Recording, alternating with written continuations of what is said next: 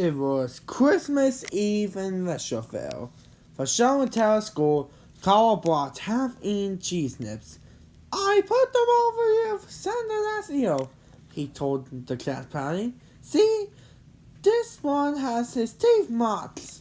I think your parents ate those, said Jimmy Neutron. I don't believe there is a Santa. How he could fit down a Jimmy or live somewhere as cold as the North Pole.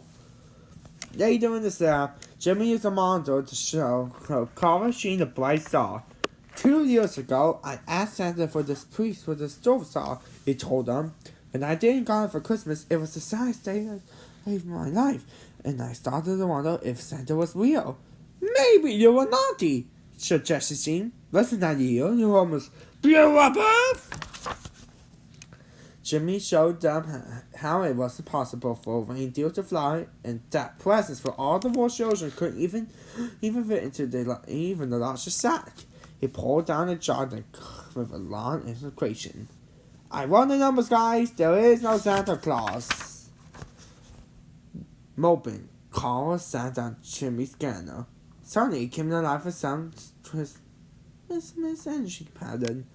It must be the cheese nips in your pocket, she said to Sandy. I bet they set off the scan because they're covered with Santa's DNA. We better see the same pattern at the North Pole for me to believe it's Santa, said Jimmy. Let's go, said Carl. They loaded Jimmy's rocket with supplies and took off for the North Pole. Santa Claus, here we come! Carl shouted joyously. Soon, the boys landed at the North Pole. It wasn't long before Sheen saw a sign for Santa's sweat shop. My scan's showing that Christmas pattern again, said Jimmy. Come on! When Jimmy and his friends arrived at Santa's sweat shop, they found lots of elves but no Santa. It's Christmas Eve, the elf told them. Santa's getting ready. But Jimmy didn't believe it. This whole thing is a scam, guys, he said to his friends. This is just a fancy warehouse. But what about the elves? She wanted to know. Sure, guys, with your conditions, explained Jimmy, struggling. We perform diminutive help us, corrected the head elf. The only thing I can't figure out is the strange energy panel, said Jimmy. Don't play with that scanner in here, the head elf warned. We asked, Jimmy told him. What could go on? Just then, a bolt of energy shot out the scanner, bounced around the room, and flew out the window into a nearby couch where it zapped the man who lived inside. Ho, ho, ho, ouch! That man cried out.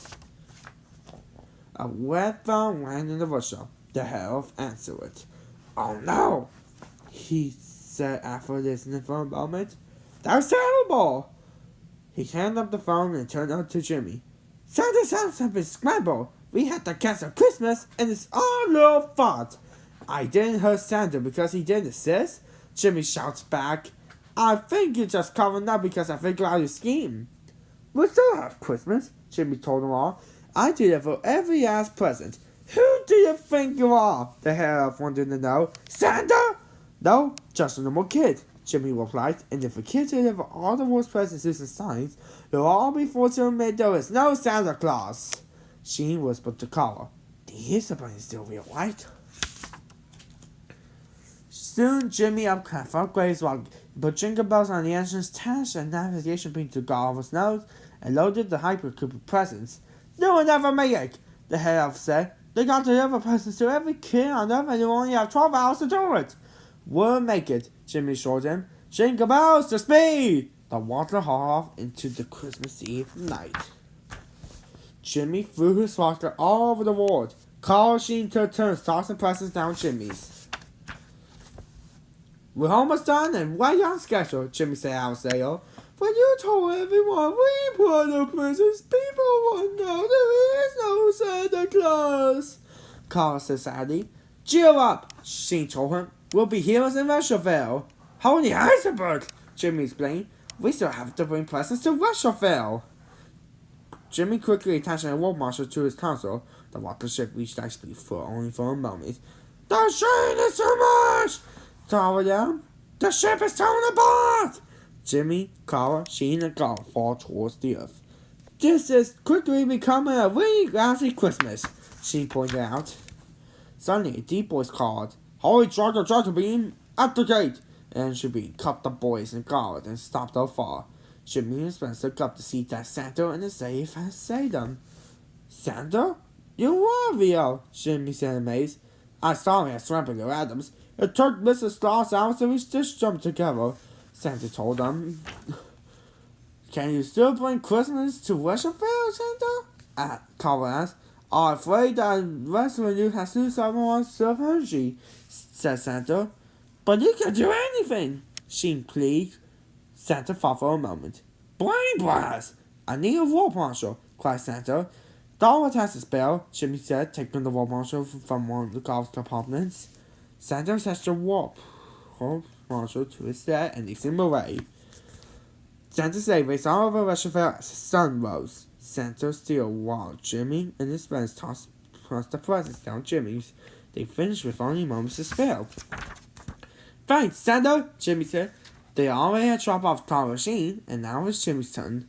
No problem, Jimmy, Santa answered. Stay off the naughty ears. Santa said sped away. What a nice guy, Jimmy said. Too bad he didn't have enough time to deliver presents to our house. But when Jimmy went inside, he saw a big package under the tree, and it has his name on it.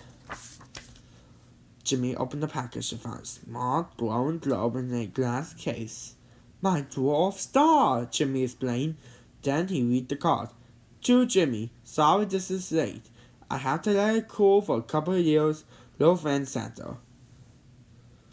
Tom Sheen soon arrived to show Jimmy the presents. Look, Jimmy! Santa give me peace on earth, said Sheen, showing him a certificate. Look, Jimmy, Santa made me honorary elf, said Carl. What do you get? They wanted to know.